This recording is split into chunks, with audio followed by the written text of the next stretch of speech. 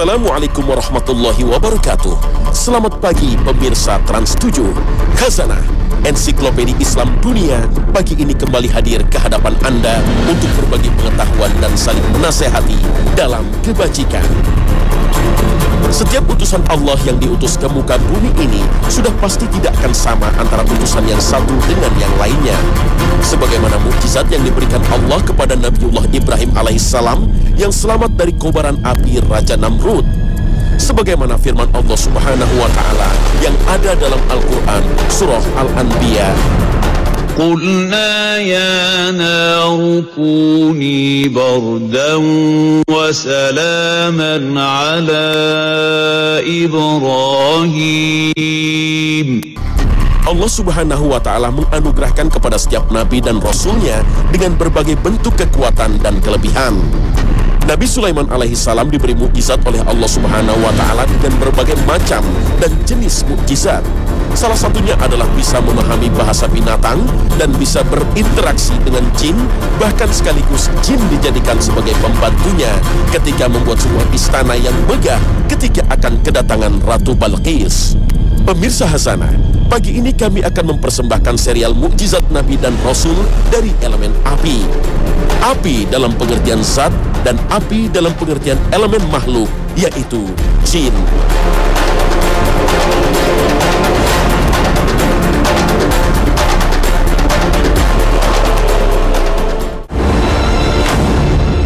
Api yang dalam bahasa Arab disebut an-naru, maknanya ada dua. Pertama, api sebagai zat panas yang ditimbulkan dari benda yang terbakar.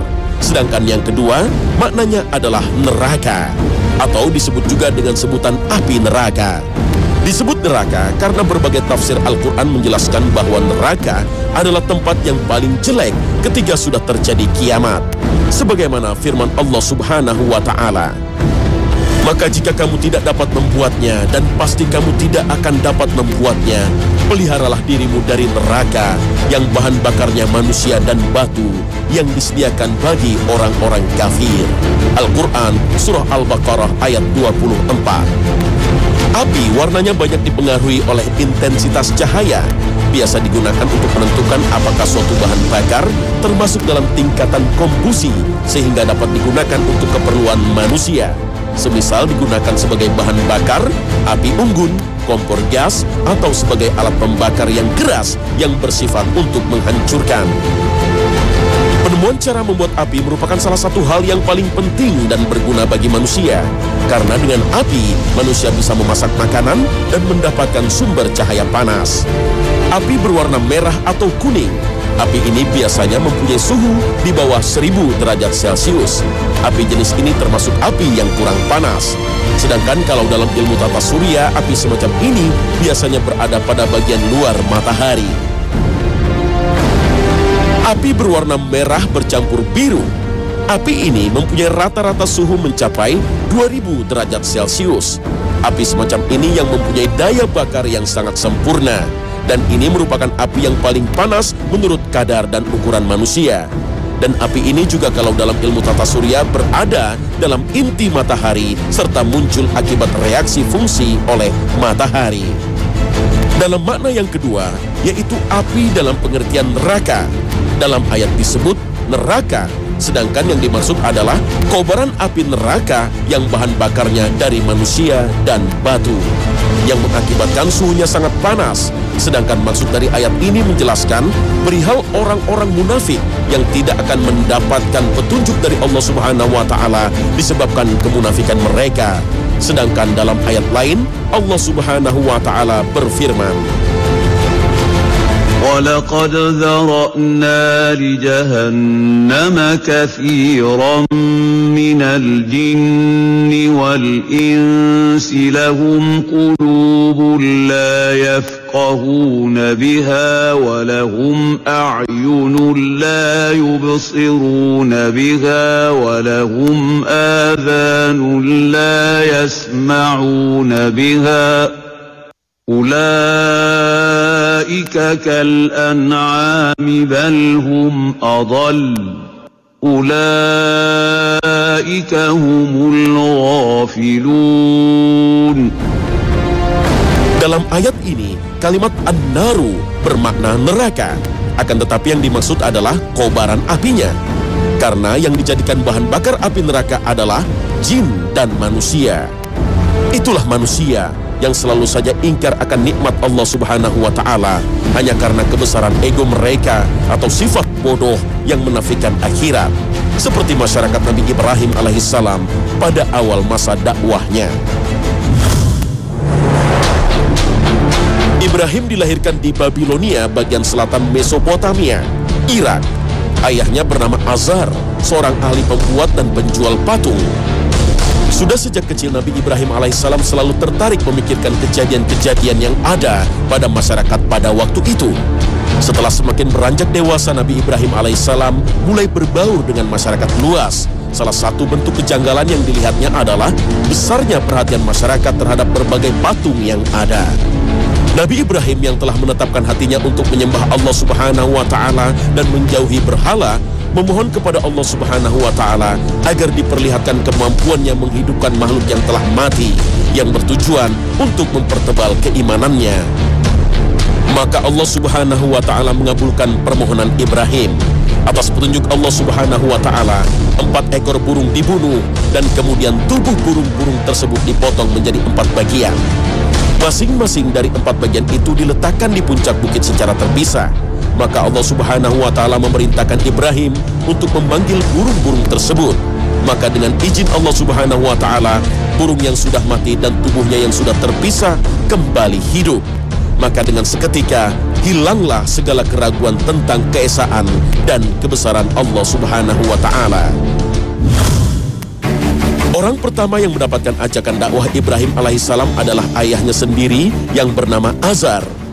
Azar sangat marah mendengar pernyataan bahwa anaknya yang bernama Ibrahim tidak mempercayai berhala yang disembahnya. Bahkan Ibrahim mengajak ayahnya untuk meninggalkan kebiasaan menyembah berhala dan mengajak masuk kepada kepercayaan baru dan menyembah Allah Subhanahu wa Ta'ala. Maka Ibrahim pun diusir dari rumah ayahnya. Ibrahim berencana untuk membuktikan kepada kaumnya tentang kesalahan-kesalahan mereka dalam menyembah berhala. Kesempatan itu diperolehnya ketika penduduk Babilonia sedang merayakan perayaan hari besar mereka dengan tinggal di luar kota selama beberapa hari. Maka ketika situasi sedang sepi, Ibrahim pun masuk ke tempat-tempat peribadatan kaumnya dan merusak semua berhala yang ada, kecuali sebuah patung yang berukuran besar. Ibrahim mengalungkan sebuah kapak kepada patung yang besar dengan tujuan bahwa yang merusak patung tersebut bukan dirinya, melainkan patung besar itu. Akibat perbuatannya, maka Ibrahim pun ditangkap. Namun ia menyatakan bahwa patung yang berkalung kapak itulah yang menghancurkan berhala-berhala mereka dan menyarankan para hakim itu bertanya kepada berhala yang besar. Setelah mendengarkan alasan Ibrahim, dengan seketika para hakim kaget dan berbicara, "Wahai Ibrahim, mana mungkin berhala-berhala itu bisa ngomong dan menjawab pertanyaan manusia?"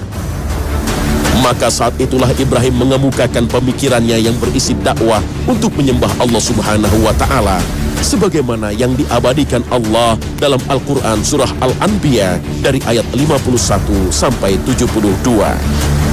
Para hakim menolak ajakan Ibrahim dan mereka memutuskan untuk membakar Ibrahim hidup-hidup sebagai hukuman yang setimpal atas perbuatannya. Maka saat itulah mukjizat dari Allah Subhanahu wa Ta'ala turun. Atas perintah Allah Subhanahu wa Ta'ala, maka api pun dengan seketika menjadi dingin dan Ibrahim pun selamat. Sebagaimana firman Allah Subhanahu wa Ta'ala, "Hai api, menjadi dinginlah dan menjadi keselamatanlah bagi Ibrahim." Al-Quran surah Al-Anbiya ayat 69. Sejumlah orang yang menyaksikan kejadian ini mulai tertarik pada dakwah Ibrahim alaihissalam. Namun tidak sedikit juga di antara mereka yang takut oleh kejamnya seorang Raja Namrud. Kalau seandainya mengikuti dakwahnya Ibrahim, mereka takut dianiaya, bahkan dibunuh oleh Raja Namrud. Gerak dan langkah Ibrahim dalam berdakwah benar-benar dibatasi oleh seorang Raja Namrud dan para pembesar-pembesarnya. Karena melihat kesempatan berdakwah yang sangat terbatas, maka Ibrahim pun meninggalkan tanah airnya menuju Harran, suatu daerah di Palestina. Setelah bertahun-tahun menikah, pasangan Ibrahim dan Siti Sarah tak juga dikaruniai seorang anak.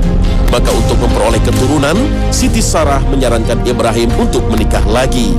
Maka Ibrahim alaihissalam pun menikahi Siti Hajar yang pada waktu itu sebagai pembantu mereka.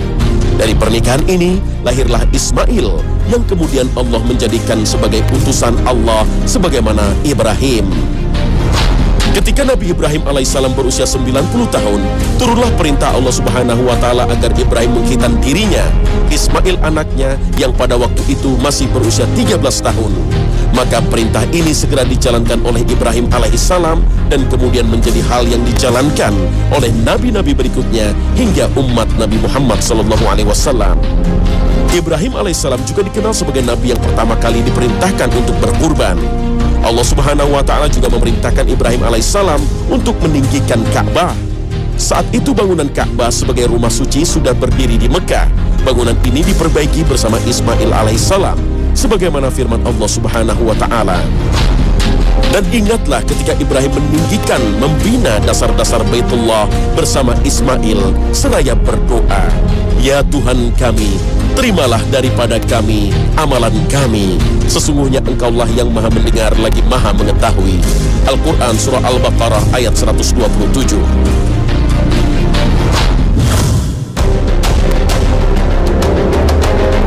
Pada awalnya Allah Subhanahu wa Ta'ala menciptakan makhluk yang isinya hanya 3, manusia, jin, dan malaikat.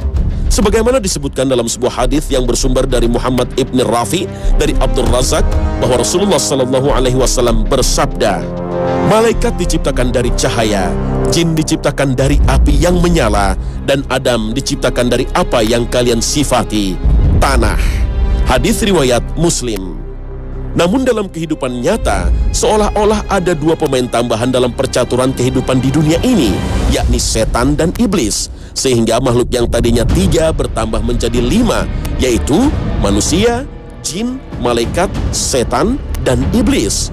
Allah Subhanahu wa Ta'ala berfirman dalam surat Al-An'am ayat 12. "Dan demikianlah kami jadikan bagi tiap-tiap nabi itu musuh, yaitu setan-setan dari jenis manusia dan dari jenis jin. Sebahagian mereka membisikkan kepada sebahagian yang lain perkataan-perkataan yang indah-indah untuk menipu manusia. Jika Tuhanmu menghendaki, niscaya mereka tidak mengerjakannya. Maka tinggalkanlah mereka dan apa yang mereka ada-adakan." Al-Quran Surah Al-An'am ayat 112. Alam jin adalah alam yang berdiri sendiri. Ia terpisah dan berbeda dengan alam manusia. Namun kadang juga hidup dalam dunia yang sama. Kadang tinggal dalam rumah yang dibangun dan didiami oleh manusia. Keduanya pun mempunyai kesamaan, yakni mempunyai kewajiban untuk beribadah kepada Allah Subhanahu wa Ta'ala. Allah Subhanahu wa Ta'ala berfirman, "Tidaklah kuciptakan jin dan manusia kecuali hanyalah untuk beribadah kepadaku." Al-Quran Surah Az-Zariyat ayat 56. Menurut Ibnu Aqil, sebagaimana Ash-Shibli dalam bukunya Akam Al-Marjan fi Ahkam Al-Jan mengatakan bahwa makhluk ini disebut dengan jin karena secara bahasa jin artinya yang tersembunyi, terhalang, dan tertutup. Disebut jin karena makhluk ini terhalang, tidak dapat dilihat oleh kasat mata manusia. Oleh karena itu, bayi yang masih berada di dalam perut ibu disebut janin. Kata janin dan jin memiliki kata dasar yang sama, yakni jan, karena ia tidak dapat dilihat dengan mata. Demikian juga orang gila dalam bahasa Arab disebut dengan majnun, dari kata jan juga, karena akal sehatnya sudah tertutup dan terhalang. Sedangkan kata syaitan dalam bahasa Arab berasal dari kata syatana, yang berarti ba'uda, jauh, yang dalam tafsir yakni menjauh dari rahmat Allah Subhanahu wa Ta'ala. Kemudian kata syaitan ini digunakan untuk setiap makhluk berakal yang durhaka dan membangkang. Tidak semua jin adalah syaitan, karena jin juga ada yang soleh, ada yang mukmin. Jadi syaitan hanyalah ditujukan kepada jin yang membangkang, berbuat kafir, munafik, dan musyrik. Demikian juga tidak semua syaitan adalah jin, karena dalam surat An-Nas ditegaskan bahwa syaitan juga ada dari golongan manusia. Setiap manusia yang membangkang, durhaka, dan selalu menjauhkan manusia lainnya dari kebenaran dan petunjuk Allah Subhanahu wa Ta'ala, secara perbuatan mereka dinamakan syaitan. Allah Subhanahu wa Ta'ala berfirman Dan sesungguhnya di antara kami ada orang-orang yang soleh dan di antara kami ada pula yang tidak. Demikian halnya adalah kami menempuh jalan yang berbeda-beda. Al-Quran Surah Al-Jin ayat 11. Dilihat dari struktur kalimat atau dalam tinjauan kaidah syarf, syaitan merupakan bentuk kalimat isim alam atau nama sesuatu. Dia adalah gelar yang diberikan Allah Subhanahu wa Ta'ala kepada jin dan manusia yang membangkang terhadap perintah Allah Subhanahu wa Ta'ala. Dan jelas sekali bagaimana peran setan dalam hidup manusia, baik itu ketika zaman Nabi Adam alaihissalam hingga manusia modern saat ini. Lihatlah bagaimana surah Yasin juga menegaskan bahwa gelar syaitan diberikan Allah kepada musuh Adam dan dijadikan peringatan bagi anak cucu Adam. Allah Subhanahu wa Ta'ala berfirman, bukankah aku telah memerintahkan kepadamu, hai Bani Adam, supaya kamu tidak menyembah syaitan? Sesungguhnya syaitan itu adalah musuh yang nyata bagi kamu. Al-Quran Surah Yasin ayat 60. Nabi Sulaiman adalah seorang nabi dan raja yang soleh. Allah Subhanahu wa Ta'ala memberikan mukjizat kepadanya sehingga bisa memahami bahasa binatang dan bisa berinteraksi dengan jin sekaligus menaklukkannya. Beliau sangat berwibawa dan dihormati sekaligus disayangi oleh rakyatnya. Dalam satu riwayat diceritakan bahwa Nabi Sulaiman suatu ketika mengumpulkan seluruh tentaranya yang terdiri dari manusia, binatang, dan pasukan jin. Mereka semua berkumpul memenuhi undangan sang raja di istana kerajaannya. Semua jenis binatang besar dan kecil datang menghadiri pertemuan itu. Setelah semua diperiksa, maka Nabi Sulaiman mengetahui bahwa ada di antara binatang yang tidak hadir, yaitu burung hudhud. Ketika Nabi Sulaiman berhenti bicara, tiba-tiba burung hudhud datang. Tampaknya ia habis terbang jauh untuk memata-matai sesuatu. Maka Nabi Sulaiman pun bertanya, wahai hudhud, tidakkah kau sadari kesalahanmu? Apakah kau tidak tahu kalau sekarang aku mengadakan pertemuan, tapi kau datang terlambat? Hudhud pun menjawab, ampun baginda raja, sesungguhnya aku baru saja mengadakan perjalanan jauh sampai ke suatu negeri yang engkau tidak pernah mengetahuinya. Negeri ini bernama Kerajaan Saba. Kerajaan ini diperintah oleh seorang wanita. Keadaan negeri ini sangat makmur, namun sayang mereka menyembah matahari, kata burung hudhud tadi. Mendengar jawaban burung hudhud, Nabi Sulaiman tidak serta-merta percaya terhadap kabar tersebut. Untuk membuktikan kebenaran dari ucapan burung hudhud, Nabi Sulaiman menuliskan sepucuk surat dan meminta burung hudhud mengantarkan untuk mengirimkannya kepada sang ratu penguasa negeri Saba yang bernama Balqis. Tibalah burung hudhud di negeri Saba. Sesampainya di sana, diam-diam burung hudhud menjatuhkan surat itu tepat mengenai kepala sang ratu Balqis hingga membuatnya terbangun. Ia kemudian membuka sampul surat tersebut dan membacanya. Surat ini dari Sulaiman, dan sesungguhnya surat ini berbunyi dengan nama Allah Subhanahu wa Ta'ala, Maha Pemurah dan Maha Penyayang, bahwa janganlah kamu sekalian sombong terhadapku dan datanglah kepadaku sebagai orang-orang yang berserah diri. Sebagaimana yang diabadikan dalam Al-Quran Surah An-Naml ayat 30 dan 31. Sesungguhnya surat itu dari Sulaiman, dan sesungguhnya isinya dengan menyebut nama Allah yang Maha Pemurah lagi Maha Penyayang, bahwa janganlah kamu sekalian berlaku sombong terhadapku dan datanglah kepadaku sebagai orang-orang yang berserah diri. Al-Quran Surah An-Naml ayat 30 hingga 31. Itulah sepenggal kalimat awal pembuka yang ditulis oleh Sulaiman. Selanjutnya sang Raja Sulaiman menambahkan untuk mengajak Ratu Bilqis agar masuk Islam dan menghentikan cara ibadah menyembah matahari. Setelah membaca surat itu, Ratu Bilqis mengadakan pertemuan dengan para menterinya untuk membicarakan bagaimana menghadapi sikap raja lain yang berani mencegah kerajaan Saba menyembah matahari. Semua itu diperhatikan oleh burung hudhud untuk jadikan bahan laporan kepada Raja Sulaiman. Akhirnya utusan dari negeri Saba pun pergi ke kerajaan Sulaiman. Utusan itu disambut dengan ramah oleh Nabi Sulaiman. Setelah mendengar penjelasan utusan itu, maka Nabi Sulaiman pun berkata, kembalilah kalian dengan hadiah-hadiah ini kepada ratumu. Katakanlah kepadanya bahwa Allah Subhanahu wa Ta'ala telah memberikan rezeki dan kekayaan yang melimpah ruah dan mengaruniaiku nikmat yang tidak diberikan kepada makhluknya yang lain. Selain itu aku telah diutus sebagai nabi dan rasulnya dan dianugerahkan kerajaan yang luas serta kekuasaanku bisa meliputi bangsa jin dan binatang-binatang. Setelah Ratu Bilqis mendengarkan penjelasan utusannya, maka Ratu Bilqis mengusulkan untuk menemui langsung kerajaan yang dipimpin Sulaiman. Maka pada waktu yang telah ditentukan, sang ratu pun pergi dan membawa para laskarnya yang telah dipilih. Mereka berangkat menuju kerajaan Sulaiman. Sementara itu mata-mata kerajaan Sulaiman yang terdiri dari para jin memberitahukan kepada Nabi Sulaiman, sang raja, bahwa tak lama lagi Ratu Bilqis akan datang bersama para laskar pilihannya. Maka Raja Sulaiman mengumpulkan para jin dengan maksud memberikan tugas penting. Sulaiman berkata, "Barang siapa yang bisa memindahkan singgasana Ratu Bilqis?" Maka pasukan jin menjawab, "Saya sanggup memindahkannya sebelum Tuan berdiri dari tempat duduk Anda." Jawab jin, "Kalau saya sanggup memindahkannya sebelum mata Tuan berkedip," maka pada saat itu juga singgasana Bilqis sudah ada di depan Nabi Sulaiman. Melihat hal itu, Nabi Sulaiman langsung bersyukur dan bersujud kepada Allah Subhanahu wa Ta'ala atas kekuasaan Allah yang telah diberikan kepadanya.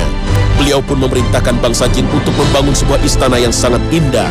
Lantainya terbuat dari kristal bening, dindingnya dari kayu cendana yang harum, atapnya terbuat dari kaca, sehingga cahaya matahari dapat dibiaskan menjadi 7 warna.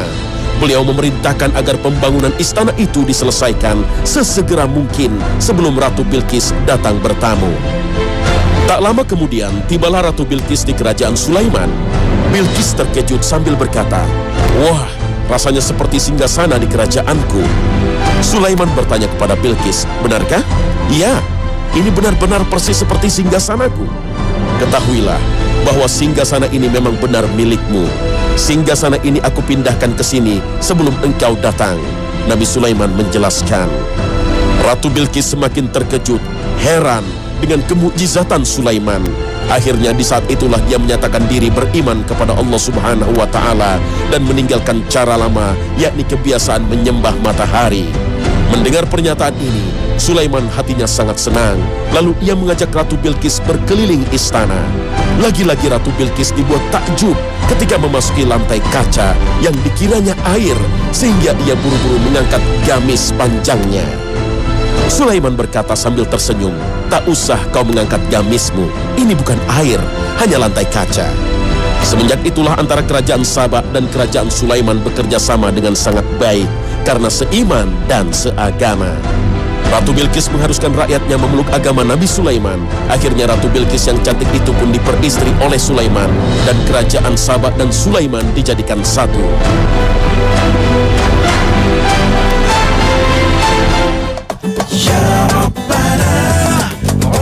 Nah pemirsa, inilah akhir kebersamaan kita dalam Khazanah pagi ini. Mudah-mudahan dengan pembahasan serial mukjizat para nabi dan rasul, kita bisa lebih memahami tentang maksud dan tujuan Allah Subhanahu wa Ta'ala memberikan mukjizat kepada para utusannya. Dan semoga saja pesan yang disampaikan Allah Subhanahu wa Ta'ala melalui para utusannya bisa menjadikan kita tetap istiqomah dalam beribadah kepada Allah Subhanahu wa Ta'ala. Semoga dengan pembahasan ini bisa memperluas khazanah keilmuan kita. Mudah-mudahan Allah senantiasa membimbing kita agar selalu berada dalam jalan yang Allah ridhoi. Terima kasih atas perhatian Anda, dan wassalamualaikum warahmatullahi wabarakatuh.